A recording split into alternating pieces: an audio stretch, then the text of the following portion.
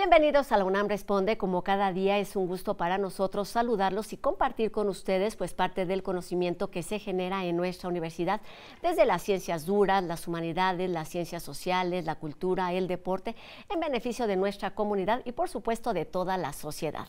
Y bueno, en las semanas recientes lamentablemente hemos visto cómo el bullying se ha convertido en un problema delicado que aunque originalmente se vincula con el entorno escolar, tiene implicaciones sociales y jurídicas importantes. De esto estaremos platicando esta tarde. Quédense con nosotros.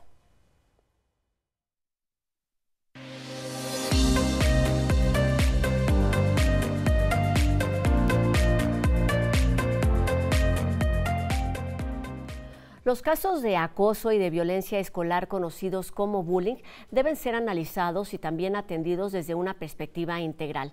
¿Cuáles son las normativas jurídicas que pueden ayudar a prevenir y también a tomar conciencia sobre esta situación? ¿Cuáles son las herramientas con las que el derecho familiar cuenta a quienes y ofrece a quienes se ven involucrados en estos hechos? ¿Qué hacer en caso de enfrentar un caso así? ¿O cuáles son las leyes que protegen y juzgan a los menores? Para resolver estas y otras inquietudes nos acompaña aquí en el estudio de TV UNAM la doctora en Derecho Irene López Follé, quien es profesora de la División de Estudios de Posgrado de la Facultad de Derecho de nuestra universidad. ¿Cómo estás, doctora? Bienvenida a La UNAM Responde. Gracias, Rosa. Muy bien. Pues Buenas un tema tardes. que parece reciente y en realidad tiene una larga experiencia, lo vemos cada vez, es más mediático y cada vez más extremo, no sé cómo calificarlo tampoco, pero comencemos por entender que el bullying no es cosa de niños. No, por supuesto que no. Son actos u omisiones que realizan personas en el contexto escolar para someter, agredir, dañar a quienes son sus pares. Y se puede presentar en menores de edad, pero también en mayores de edad que se encuentran estudiando. Es un tema complejo justamente por estas particularidades. Lo relacionamos directamente con el entorno escolar y pensamos en que son menores de edad y que sus derechos y que la forma en la que pueden ser juzgados o castigados son distintas. ¿Cuál es la mirada y el papel que juega el derecho y pues, vamos, cómo se entiende el bullying desde este ámbito legal? Depende quiénes son las partes entre quienes sucede el bullying, que es esta violencia escolar. Si son menores de edad, ellos no tienen capacidad jurídica plena, son incapaces y son responsables de ellos quienes ejercen la patria potestad. Entonces, directamente, para efecto del derecho familiar, ellos son responsables de lo que sus hijos realizan, quienes ejercen la patria potestad. Es decir, pueden ser los dos progenitores de forma conjunta, uno nada más, la madre o el padre, o hasta los abuelos. Pudiera ser que hay personas que no están sujetas a la patria potestad, entonces también pueden estar sujetos a la tutela legítima. Y entonces algún pariente, un tío, un hermano, es quien es responsable de este menor. Pero el menor no responde por sí mismo en términos del derecho familiar. Esto es importante. Vamos a hablar de las corresponsabilidades, pero me parece importante centrarnos en esto. Desde la hora de nombrar, ¿qué sucede con los menores? ¿Cómo se les llama? ¿Menores de edad? ¿Son agresores? ¿Cómo son calificados a la hora de atender un hecho de bullying que además, como lo hemos visto en distintas ocasiones, puede tener pues un final trágico? Niñas, niños, adolescentes, infantes, es como se les puede denominar. No es el mismo el tratamiento que se les da en el ámbito del derecho civil que en el ámbito del derecho penal. Hoy en día, aquellos menores que infringen la ley penal se les denominan menores en conflicto con la ley. ¿Y qué pasa con el derecho civil? Son inimputables. O sea, ¿esto qué significa? Son inimputables, que no se les puede imputar la comisión de un delito como si fueran mayores de edad. Entonces, ellos no van a ir, si son detenidos por la comisión de un delito, no van a ser trasladados, por ejemplo, a un reclusorio, ¿verdad? Sino a un centro especializado en menores, porque se les denomina de distintas formas a lo largo de la República, o también a los consejos tutelares para menores. Oye, lo que no está a discusión, digamos, es que se trata de un delito. Ah, claro. El bullying es un delito y tiene que ver con violencia. Platícanos de este concepto. Por supuesto, y aparte los delitos que en ocasiones cometen los menores de edad son hasta pues más graves que los que cometen los adultos porque están sujetos a la impulsividad.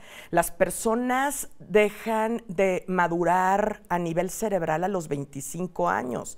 Entonces muchos menores cometen delitos extremadamente fuertes y hasta con más saña de lo que podría realizar un mayor de edad. Y bueno, pues son el resultado de la descomposición social, de los patrones de comportamiento aprendidos en sus casas, de que la violencia es un fenómeno social que finalmente pues es extensivo. Su origen es en el contexto familiar, pero posteriormente, bueno, pues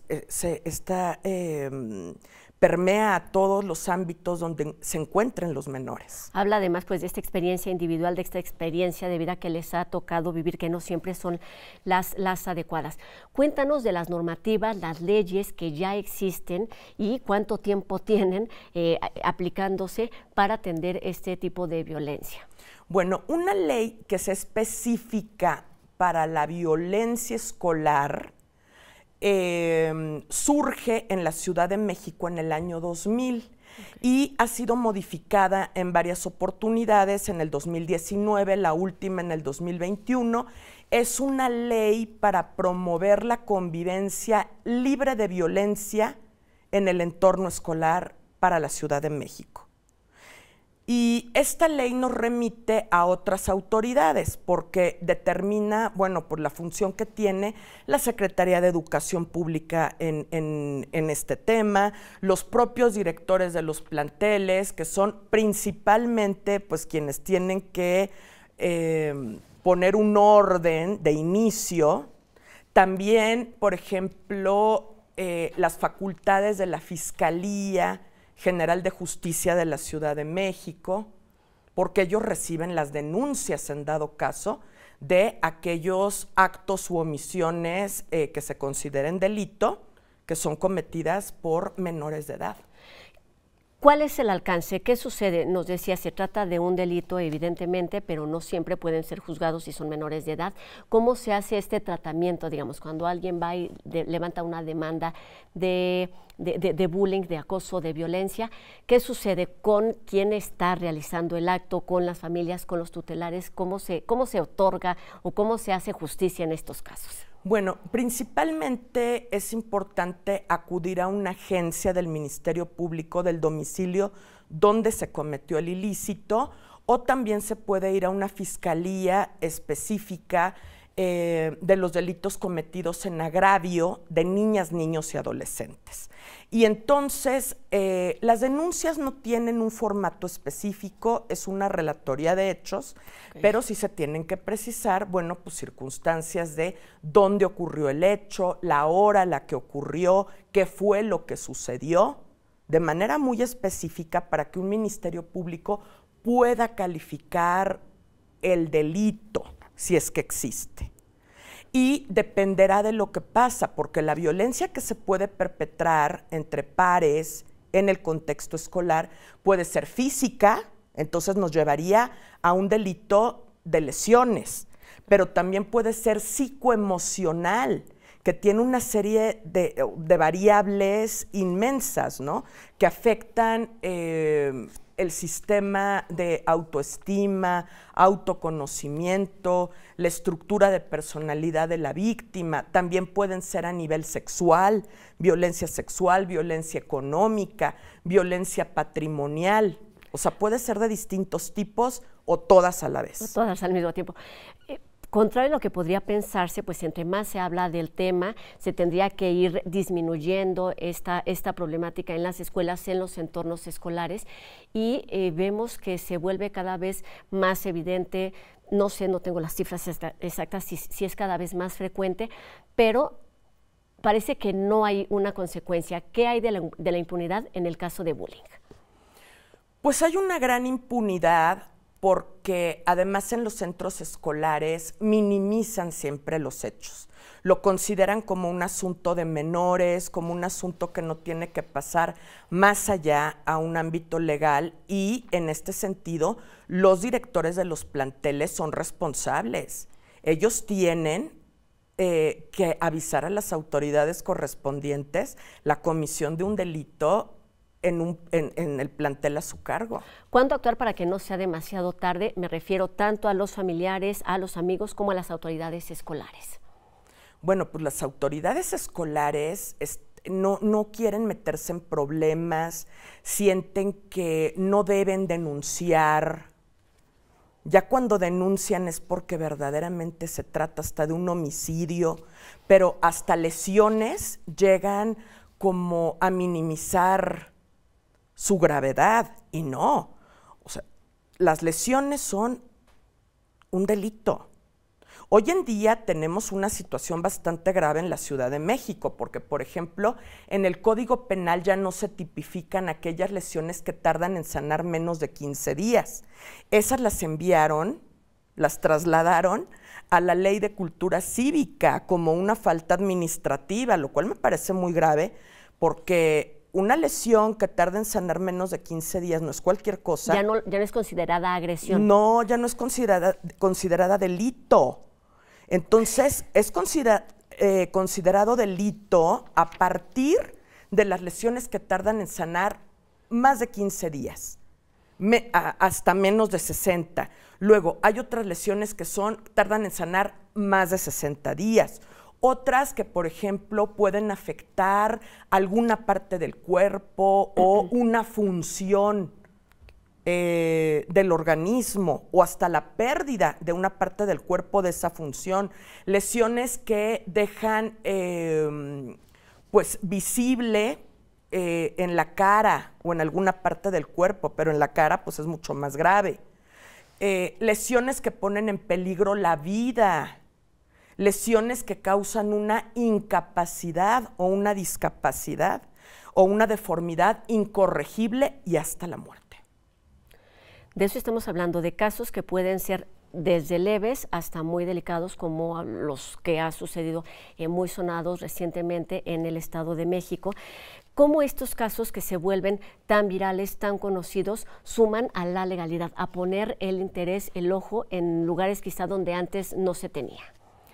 Pues es triste porque desgraciadamente esto es muy recurrente, pero nos enteramos de esto por casos mediáticos. Pero la violencia, o sea, hay ciertos sectores de la población que son más vulnerables a sufrir violencia. El primer grupo, el más vulnerable, son los menores de edad. ¿De qué nos habla el bullying? Justamente entendiendo este contexto en el que se desenvuelven, las consecuencias que pueden ser directamente o no para quienes llevan a cabo el bullying a edades en donde quizá la conciencia no está bien desarrollada, ni el sentido de responsabilidad, que es en esta edad de la adolescencia. Claro, pues ellos no van a ser directamente responsables, pero sí quien ejerce la patria potestad o la tutela, sin duda alguna, ¿no? Ellos lo que sí, bueno, pues podrán ser tratados en un tutelar o en algún centro especializado en adolescentes, pero quienes se hacen cargo de esos menores tienen que reparar el daño, y eso tanto en vía civil como en la vía penal. ¿Cómo se atiende a las víctimas de bullying? La atención de víctimas en este país es muy deficiente todavía. Se les tiende a revictimizar, aun cuando debería de ser un contexto de contención para esas víctimas. Bueno, lo más recurrente es que no es así. Se les revictimiza, en muchas ocasiones hasta se les hace declarar en frente del agresor, lo cual pues es revictimizante. ¿Cuáles son las alternativas legales, jurídicas para prevenir este tipo de violencia? Bueno, pues realizar una serie de programas en las escuelas, lo preventivo. No es lo mismo la educación que recibimos en el contexto del hogar y la instrucción académica.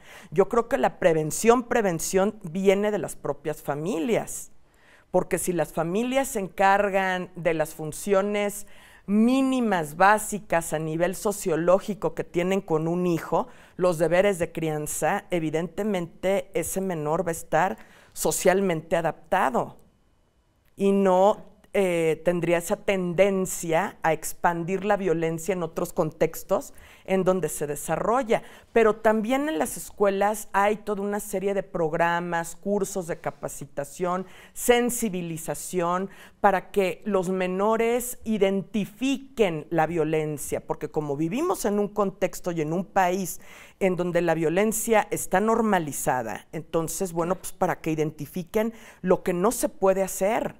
Identificar y detener a tiempo. ¿Cuáles son esas alertas a las que debemos estar muy atentos, tanto los menores que acuden a sus centros de estudio, pero también los profesores, las autoridades, los padres de familia?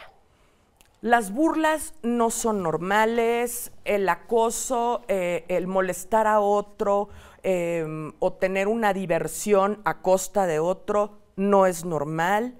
Cualquier contacto físico tampoco es normal. Manipulaciones, chantajes, exclusiones, discriminación, apodos, o sea, nada de eso es normal. ¿Cuáles son las consecuencias del bullying, por supuesto, más allá de lo evidente y de lo inmediato, en términos de lo que mencionaba hasta el principio de la entrevista, del tejido social y de las implicaciones que puede tener en la vida adulta y en los contextos familiares, escolares, sociales? No, pues es terrible. Una persona que tú te das cuenta que viene ya de un contexto violento, que reproduce ese tipo de conductas en la escuela y en todos los lugares en donde se desarrolla, pues es un potencial agresor, ¿verdad? Es una persona no socialmente adaptada. Son personas que en muchas ocasiones, bueno, pues están en conflicto efectivamente con la ley, y si ya tienen antecedentes como menores, pues muy probablemente van a ser reincidentes, multireincidentes en el sistema penitenciario. ¿Qué sucede con todo esto cuando entra y cuando no podemos dejar de tener sobre la mesa el tema de los derechos humanos? Bueno, es que los derechos humanos son para todos, ¿verdad? No solamente para el agresor, evidentemente. Esta ley que contempla la erradicación, bueno, la prevención, sanción y erradicación de la violencia aquí en la Ciudad de México en el contexto escolar, pues sí, prevé que así como se cuiden los derechos fundamentales, los derechos humanos de quien es el agresor, pero también de la víctima, de ambas partes. ¿Cómo se da esto? Bueno, pues no vincular al agresor a emitir declaraciones que lo puedan incriminar, si no está quien ejerce la patria potestad, si no tiene alguien que lo represente. El menor que es víctima de violencia tiene que tener la total certeza, seguridad y tranquilidad de que no va a haber represalias por lo que esté declarando, que va a tener un acompañamiento también psicológico, médico, y de la misma manera el agresor. Sí, eso lo ambas partes. Tener muy claro, la violencia es una cosa que se genera, nos decías antes de la entrevista, sucede y se promueve básicamente al interior de las familias, y es donde hay que hacer un mayor trabajo, un mayor esfuerzo para terminar con estas prácticas, no solamente en las escuelas o en los contextos escolares, sino la violencia en general. Doctora Irene López Follé, profesora de la Facultad de Derecho de nuestra universidad, muchas gracias por estos minutos y por ponernos sobre la mesa estos ámbitos y estas realidades a las que difícilmente tenemos acceso en otros medios. Gracias, doctora. Gracias, Rosa. Muchas Muy gracias. amable. Y bueno, enseguida los invitamos al Museo Experimental El Eco, que presenta 3 propuestas de arte contemporáneo. Orgasmos en el fondo, que reúne pinturas y esculturas de la artista francesa Elsa Louise Monsieur, que transforma sus obras para explorar la noción de fondo. Tantra es la muestra de la artista brasileña Erika Bersuti, que con sus esculturas muestra un universo orgánico, espiritual y monstruoso a la vez. Y la tercera es El Archivo Vivo, El Eco, Memoria Visual 1953-2023, en la que podemos apreciar cómo se gestó la idea para construir este recinto a partir de diversos documentos. Todas estas exposiciones están abiertas hasta el 16 de abril en el recinto creado por Matías Geritz, y bueno, para más detalles pueden consultar el sitio y también las redes del museo que están apareciendo en nuestra pantalla. La revista de la universidad dedica su más reciente número a los hongos y a la comprensión científica y literaria de los fungi. Sobre esta publicación nos platica enseguida Anel Pérez en Letras del Día.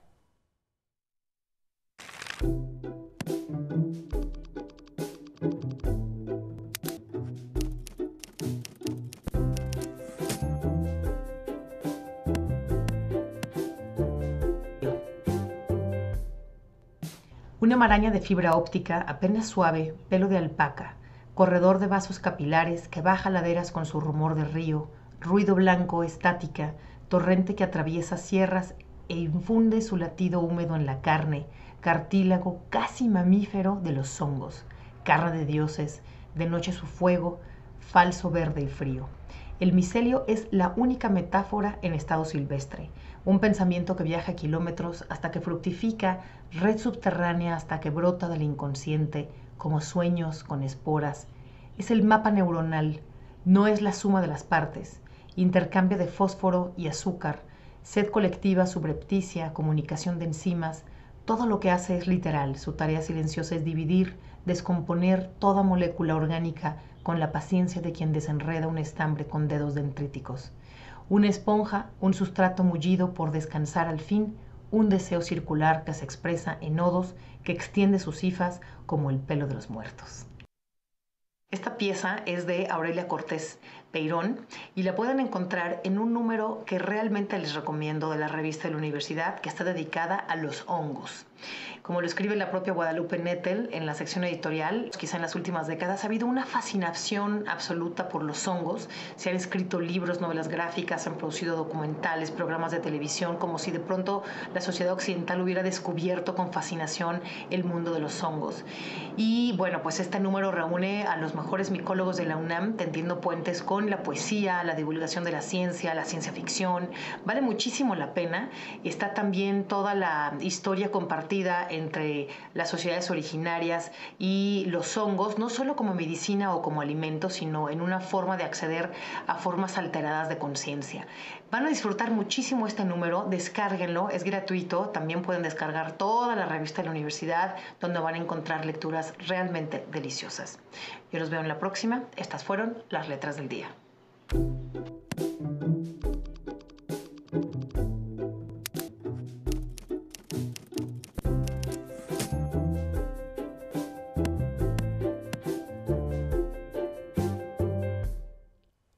Diez carreras de nuestra universidad están en el top 30 del mundo, una de las tantas razones que nos consolidan como una de las principales casas de estudios a nivel internacional. De esto y más nos cuenta enseguida Gaceta UNAM.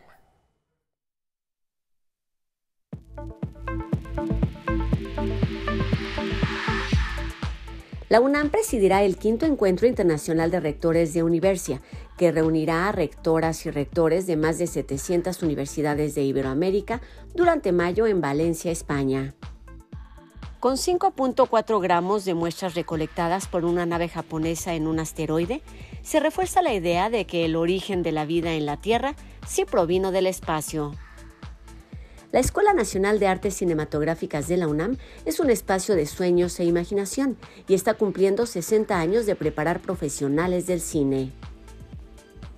Este 27 de marzo se conmemoró el Día Internacional de Teatro, una disciplina que hoy más que nunca es reconocida como un acto de resistencia. Además, se estrenó en el Foro Sor Juana la obra Algodón de Azúcar, un obscuro viaje por la infancia, escrita y dirigida por Gabriela Ochoa.